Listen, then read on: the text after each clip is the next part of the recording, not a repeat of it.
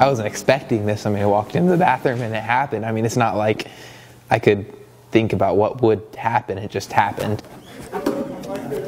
West Liberty Salem's a small rural school. We probably graduate 80 to 90 kids a year. We sit right on US 68, so it's a major highway, but we're surrounded by cornfields.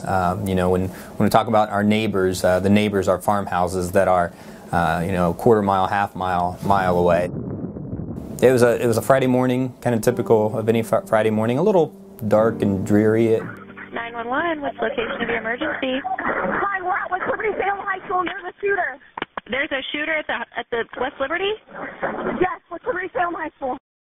I turned to the left and saw him right there with the gun and a mask on, and then it happened. I mean, it felt kind of like a concussion grenade hitting my side of my body, and that's all I could think of. I mean, it didn't go through my mind, somebody just shot me with a shotgun. I'm in school. Shotguns aren't allowed in school. I mean, that's what you think. I mean, it felt like a bunch of air just like shoved me toward the side, and I don't have any memory of getting shot a second time, but obviously it happened, and I remember hitting the ground and breaking my teeth. And I remember feeling my teeth in my mouth and the exposing nerves up there, and how bad that felt. And then it kind of gets skippy from there on. We got closer to the restroom, we could hear voices, or at least one voice. We could hear Logan. We didn't know it was Logan at the time, but in the restroom.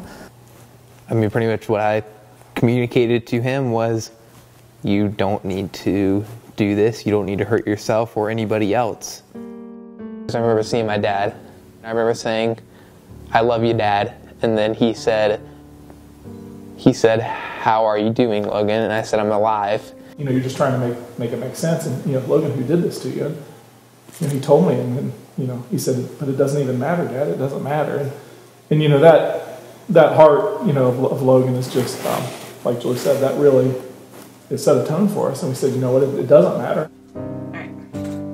I mean, because I had no clue if I was going to die. I mean, I had no clue how bad it was, and I knew that I was shot in the chest. I didn't even know I was shot in the back. Neurosurgeons has told us that, you know, if the shot to the back would have been 5 millimeters to the right, you know, that Logan would be paralyzed from the arms down. If it would have been to the left of that, it would have been into his aorta, into his heart, and all of his major arteries. And he's like, he definitely wouldn't have survived that. So. Yes. So you see his bullets are coming to the surface. This is awesome. It's much better. Oh, she did get it out. Oh, It just dropped. Yeah. We lost it. Oops. Where was God on that day? You know, where was he at? You know, and it's like, it is just so funny because it's like, God was everywhere that day. I mean, I feel like it's like our perspective on it is completely different than what everybody else's perspective is, I think. If I could have any way to communicate to those people that, I mean, it's just, God was there. I mean, it was something that was like I said, the amount of things that added up that shouldn't have been. I mean, it's just the fact that I'm alive and will be living a hopefully relatively normal life. I mean, that's just, hopefully, with that situation, if somebody walks into a school with a gun, I mean, with this outcome, I mean, it's a miracle. I mean, it's just, it is. I mean, I've had days where I'm tired, days where I'm hurting, days where I'm stressed about school. I mean, I've had those days, but I mean, I mean, really the support I've gotten from everybody, and I mean, it's just really helped me kind of get through it, I guess, and not have those really bad days. But Logan was just so well liked by everybody that the fact that it was Logan, shocking, surprising, but I think, I mean, there was a reason why it was Logan. From how I was raised and how my personality is, the way I reacted allowed that situation to not escalate. The thing that amazes me about Logan is first just kind of the physical fortitude. He took 2 blasts from a shotgun at very close range. He had to be in a ton of pain, and you know, he wasn't in shock, but for him to be able to still communicate with Eli and to talk with Eli and to be concerned about Eli and concerned about the other students, I think that's what makes Logan a hero.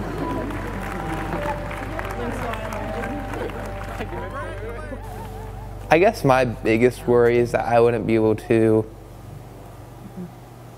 live my life like I would. I mean, like, changing, everybody hates change, but I mean, I don't want to have to skip my senior year of soccer. I don't want to have organs that have problems when I'm 70 because of lead poisoning. I mean, I don't want to have to deal with that, and that may be a necessity with this. I mean, that may come with it, but I don't want to have those problems, and I'm worried about that. Oh man.